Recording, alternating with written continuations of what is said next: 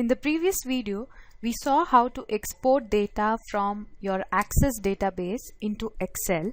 In this video, again, we are going to explore one more feature under the External Data tab, wherein we are going to do a word merge or a mail merge. Okay, now you can create a mail merge on any of the objects in your Access, which is either a table or a query. And in order to do this, there are a couple of ways through which you can create a mail merge. Number one option is that you can first open a Microsoft Word document and then link that to the database over here and then run the mail merge from there. The second option is a bit easier.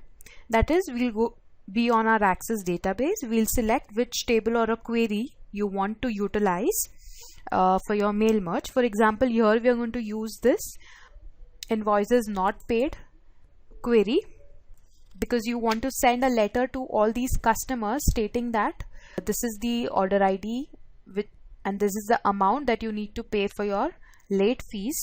So you want to make things a bit easier here. So by that you can do that. So I could actually go and add a few fields over here that I require, because there are certain things which I want to specify in the letter apart from the name and the amount of late fees. If you want to add certain other fields, you can go to the design view of this query and add the fields. Let's say I want the address as well. So let's say I want the city and also the country to which this customer belongs to.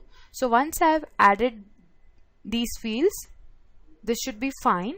So while closing this, I'm going to save the changes. And now what we're going to do is create a mail merge. So we have the query selected with us. We just need to go to the External Data tab and click on Word Merge. It will ask you two things. This wizard links your data to a Microsoft Word document so that you can print form, letters or address envelopes. What do you want to do? What do you want the wizard to do? Link the data or create a new document? We're not going to link your data to an existing Microsoft Office document since we do not have one prepared already. So we're going to create a new document. Once you have created the new document, what you need to do is click on OK. As soon as you click on OK, you will see that this word is blinking, which is showing us that the word is getting ready. And here we have the word in front of us, which will help us to create our mail merge. Let's maximize this. As of now, if you see, this entire document is blank. Now, the very first thing you will notice on the right hand side is it is asking us to select the document type. What type of document you are working in? Is it a letter, email, message, envelope, label or a directory?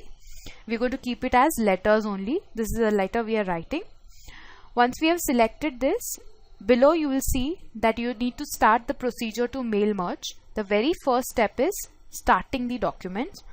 So let's click on starting the document. Now it will tell the system that we're going to use the current document. Even though it is blank, we're going to use the current document only. We don't have a template or an existing document. So let's use the current document. Click next to select the recipients. The recipients are already selected. It is kind of linked to your Microsoft Access database because we started the process right from Microsoft Access. So that part of selection of recipients is done. If you remember, we highlighted that query and then we clicked on Word Merge. So that is by default come. Okay. If you notice, you will see that the query is highlighted over here. Invoices not paid in XYZ foods. So very much I think your data is properly linked. If you want, you can select a different list or edit the recipient list over here. If you don't want to do anything as such, you can just click on write your letter. At this point, it is basically asking you to insert the fields. So if I wanted to insert the fields, you can also insert the field, but I don't want to do anything of that. I'll directly start writing the letter now. I would like to say dear, and now I want to add the person, right? So I need to provide the Fine. So we're going to insert the merge field. I want the customer's name because I'm starting the letter with the person's name. So dear, the customer name, and you will see that there are 2 arrows. Hence this field has been inserted automatically from Access. And I would like to write your balance on your invoice is, I like to specify the amount. So again I'll insert merge field and the amount, right? Further I'll write your late fees is, okay, so this was basically, okay, there's a small mistake which we have made. Your balance on your invoice accounts for late fees, and then we'll put that amount. This is fine. And in the next line we'll write this late fees is for invoice number. So we'll specify the invoice number by inserting a field which is basically the order ID, and we write a notice that please pay this amount ASAP, that is as soon as possible, or the late fee will be doubled. Finally you can write sincerely. If you want, you can add the company's logo and write XYZ Foods Limited.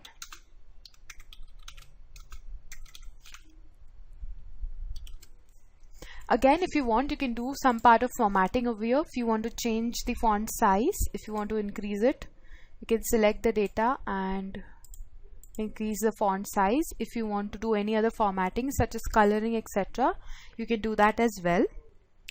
If you want to move ahead now, because since everything is fine over here, you can click on the next step, which is preview your letters.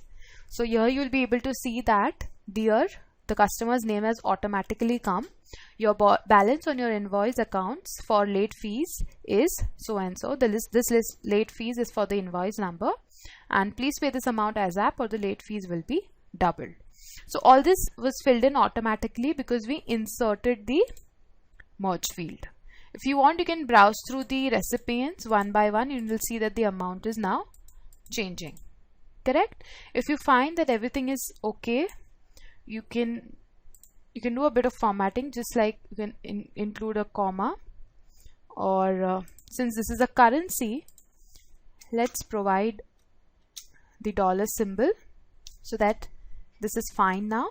And once that is done, what you need to do is you need to complete the merge, which is almost the final step. Once you click on complete the merge, you can easily print it now. Or if you want, you can also edit individual letters if you want to specify any comments to any of the customers separately. So always do this preview, and then finally you can give a print command. So this is how the mail merge works in your Access database, wherein we have linked some data which was available with us, which we created through a query in our Access database, and then finally we move that data to this Word document because you want to send a letter to your customers or clients informing them that the late fees are due and you will have to now pay them. Fine. So this was the final thing we had in our Basic Access 2016 course. Just a few things here and there. Under File, we have the option of Compact and Repair. This helps us prevent and correct the database file problems. So you just click on this once and click on OK. And also it's better to have a database, like you save your database and keep a backup with you on some other location. So you can click on Save As. Although you can keep the same name, keep a new location so that you will be able to do that very easily. Fine. So this is the core features of learning the Basic Access 2016. Hopefully it was really beneficial to you. Use it to your advantage and create a very good foolproof planned database. And this was just like scratching the surface of Microsoft Access. If you wish to learn more, you could refer to our Advanced Microsoft Access 2016 course. I wish you all the very best and thank you.